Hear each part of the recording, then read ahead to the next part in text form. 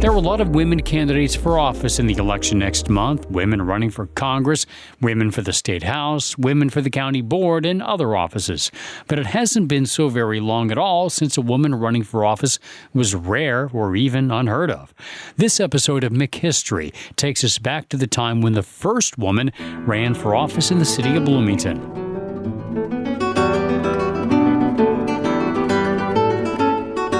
Bloomington, that every city can point with pride. Vote for Helen C. McCurdy. When you look at the issue of pioneer women in politics locally, one of those individuals is the remarkable Helen Clark McCurdy. I'm Maria Mears. I'm the Director of Adult Education at the McLean County Museum of History. This is Bill Kemp, librarian, McLean County Museum of History. Born in 1866, that's only 1 year after the Civil War, she will become the first woman to seek municipal office in Bloomington's history. That was back in 1915 when she runs for one of the 5 citywide commissioner seats. Plenty of work for Helen Clark McCurdy as city commissioner. When Helen is a young woman, she works for the Wilcox Brothers. That's a downtown Bloomington dressmaking shop and millinery where they make hats. Part of her job was to travel to New York City on occasion to pick up the latest styles and fabrics and take all of that back to Corn Belt Bloomington. Better Bloomington by producing law enforcement. Brighter Bloomington by securing a competent city housekeeper.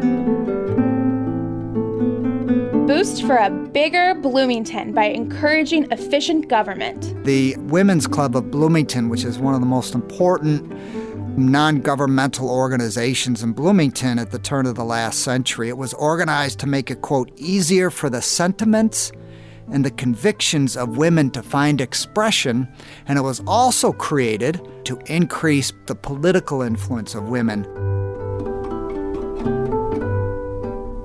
A reading of the statute is convincing on the point that its evident purpose is to give the commissioners large leeway in determining their duties. She had organized a children's cleanup day. This was a period when trash pickup was irregular, was unprofessional, was makeshift. Garbage was always an issue, and beautifying communities, garbage cleanup days were quite common. The good of the public service is the principle laid down in this section of the statute, and on this principle a commissioner's work could and should be so apportioned as to give Helen Clark McCurdy those powers which she is qualified to exercise, and to place upon her those duties which a woman is best fitted to perform. By 1913, under Helen's leadership, she organizes a community-wide civic league comprised of other civic-minded organizations to look towards municipal betterment, city beautification, sanitation, public safety, and the like. Their mission statement, quote, "Our city does not ask us to die for her welfare. She asks us to live for her good." The commission form law provides that the executive and administrative powers, authority, and duties shall be distributed into and among 5 departments. But such designation may be changed by the council whenever it appears the public service would be benefited thereby. Helen's legacy is certainly established in the Civic League, but in 1915, she runs for one of the 5 citywide seats in the newly adopted commission form of government, and in doing so becomes the first woman to run for elected office in Bloomington's history. A reading of the statute is convincing on the point that its evident purpose is to give the commissioners large leeway in determining their duties. The 5 commissions are the mayor, a commissioner of public health, a commissioner of public streets, a commissioner of finance, and a commissioner of public property. She's most interested in the commissioner of public health and safety.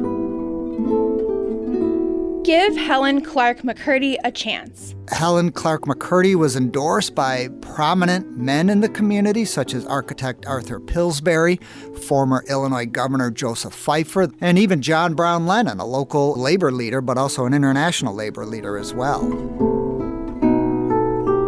Men alone have not cleaned up the city. Women alone cannot clean up the city. Men and women together can.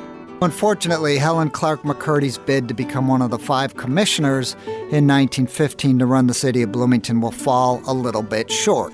And not until 1969, until Margaret Chasen becomes the first woman elected to the Bloomington City Council.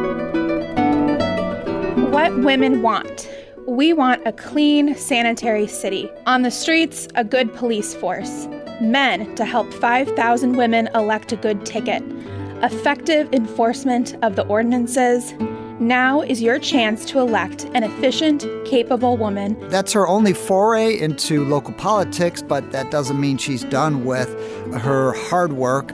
She's a major player in the establishment of the McLean County Tuberculosis Sanitarium. She heads the United Welfare Foundation, which we know today as United Way. Improve City Hall. Put there an efficient businesswoman who has made a study of health, street, alley, and garbage conditions, who will superintend your city house cleaning.